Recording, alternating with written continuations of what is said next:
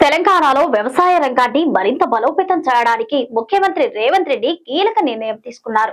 వ్యవసాయ శాఖపై నిర్వహించిన సమీక్షా సమావేశంలో రైతులకు మెరుగైన సేవలు అందించడంతో పాటు సాంకేతికత వినియోగాన్ని పెంచాలని అధికారులను ఆదేశించారు. తెలంగాణలో వ్యవసాయ రంగాన్ని మరింత బలోపేతం చేయడానికి ముఖ్యమంత్రి రేవంత్ రెడ్డి కీలక నిర్ణయాలు తీసుకున్నారు. వ్యవసాయ శాఖపై నిర్వహించిన సమీక్షా సమావేశంలో రైతులకు మెరుగైన సేవలు అందించడంతో పాటు సాంకేతికత వినియోగాన్ని పెంచాలని అధికారులను ఆదేశించారు.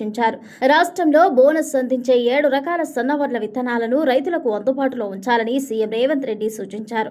ఈ విత్తనాలను సబ్సిడీపై రైతులకు అందించడంతో పాటు రైతు వేదికల ద్వారా పంపిణీ చేయాలని ఆదేశించారు. సన్నవడ్లు పండించే రైతుల పూర్తి వివరాలను సేకరించాలని, ధాన్యం దిగుబడులపై వ్యవసాయ శాఖకు సంపూర్ణ అవగాహన ఉండాలని పేర్కొన్నారు.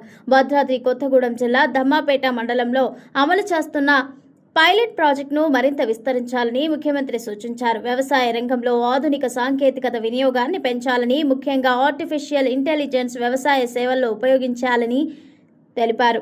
వ్యవసాయ విశ్వవిద్యాలయాన్ని నోడల్ ఏజెన్సీగా నియమించి విత్తనాల సరఫరా నుంచి ధాన్యం కొనుగోలు వరకు వ్యవసాయ శాఖ, సివిల్ సప్లైస్, అగ్రికల్చర్ యూనివర్సిటీ సమన్వయంతో పనిచేయాలని ఆదేశించారు. మార్క్ఫెడ్ నష్టాలను తగ్గించేందుకు చర్యలు తీసుకోవాలని, ఆయిల్ ఫీల్డ్ను మరింత బలోపేతం చేయాలని సూచించారు. ఎరువుల పంపిణీలో పారదర్శకత కోసం ప్రత్యేక యాప్ను అభివృద్ధి చేయాలని, యాప్ ద్వారా బుక్ చేసుకున్న యూరియాను రైతు వేదికల ద్వారా పంపిణీ చేయాలని తెలిపారు. జిల్లా అదనపు కలెక్టర్లకు యూరియా పంపిణీ బాధ్యతలు అప్పగించాలని ముఖ్యమంత్రి రేవంత్ రెడ్డి ఆదేశించారు.